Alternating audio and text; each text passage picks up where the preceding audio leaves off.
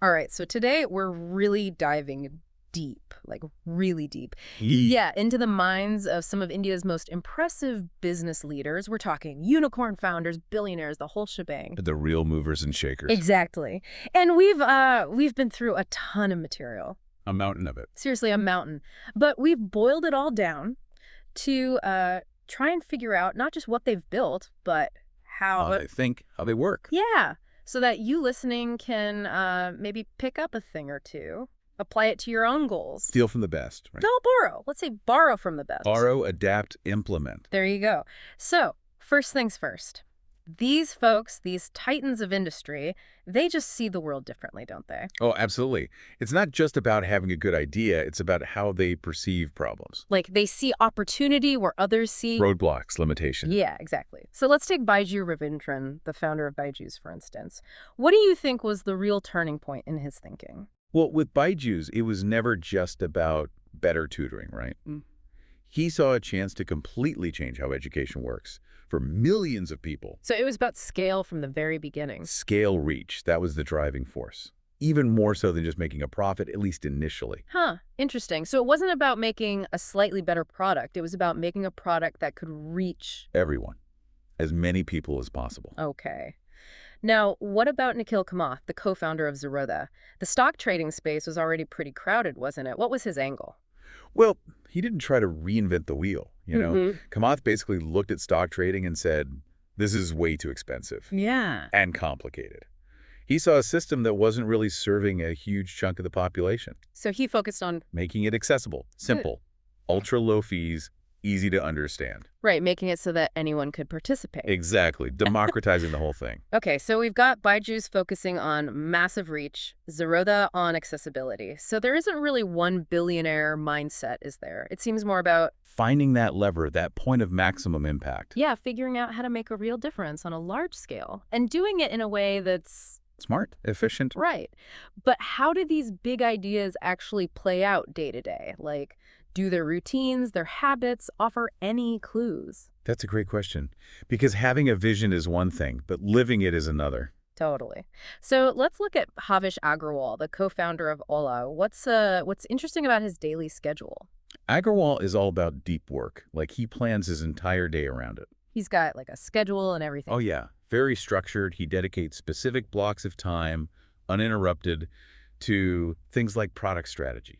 So no distractions during those times? Nope. No meetings, no calls, just focused work. And then later in the day, he shifts gears. That's when he does team stuff, communication. So it's all about maximizing his energy, using it where it matters most. Absolutely. And it's deliberate. He's very intentional about it. Okay, so we've got this intense, focused approach from Agrawal. Now let's talk about Falguni Nayar, the founder of Nykaa. She went up against some pretty tough competition, right? Well, the online retail world is brutal. But Nayar had this almost Zen-like approach. Like calm amidst the chaos. Yeah. She knew it was a marathon, not a sprint. And she was all about consistency, doing the little things right every single day. So her strength was in? Patience, steady execution. She believed that slow and steady wins the race, basically. And it paid off. Big time. And what's fascinating is the contrast, right? You have Agrawal's intense bursts of energy versus Nayar's slow and steady approach. It's like two sides of the same coin. Two different paths to the same destination. Exactly. So for our listeners out there, what are some key takeaways? What can we learn from these very different approaches to productivity? Yeah, give us the actionable stuff. Well, first off, try time blocking, even if it's just for an hour or two a day. Carve out some time for focused work, no distractions. Turn off the notifications. Exactly. Second, think about the small things you can do every day that align with your bigger goals. Those little habits that add up over time. Exactly. And then finally, schedule some time each week to just reflect. See what's working, what's not, what's actually moving you forward. Okay, that's actually really helpful advice. Now let's zoom out a bit. Beyond these individual habits, are there any like broader business lessons we can learn from India's unicorns? Oh, tons. There are definitely some common threads that run through these success stories. Okay, like what? Give us an example. Well, customer obsession is a big one. And I think Kunal Shah at CRS is a perfect example of this. Because it's not just about having good customer service. Yeah, no, it's way deeper than that. Shah understands that people who use CRS, they're not just paying bills, they're buying into a certain lifestyle. An image, a status. Exactly. He's selling exclusivity, rewards.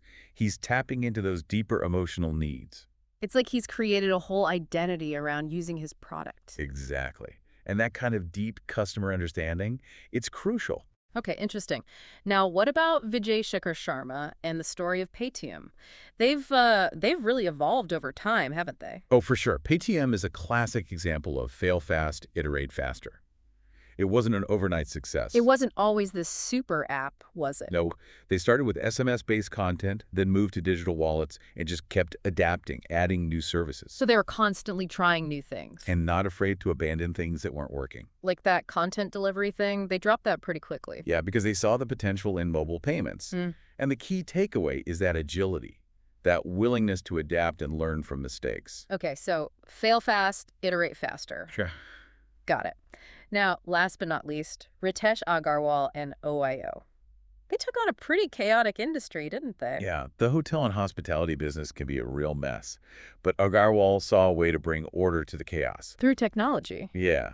OYO basically used relatively simple software and data analysis to standardize things. So they looked at things like occupancy rates, customer reviews. Exactly. And they used that data to improve the consistency of the customer experience. It's amazing how technology can streamline even the most complex businesses. It's all about finding the right tools for the job. So just to summarize, what we've seen from these Indian unicorns is a deep understanding of their customers, a willingness to adapt and learn, and a smart use of technology to simplify things. Great summary. Now, the big question for you listening is, how can you apply these lessons to your own life? Yeah, because this isn't just about admiring these business giants. It's about learning from them. So let's get practical. What are some tangible steps people can take? Well, think back to Falguni Nayar.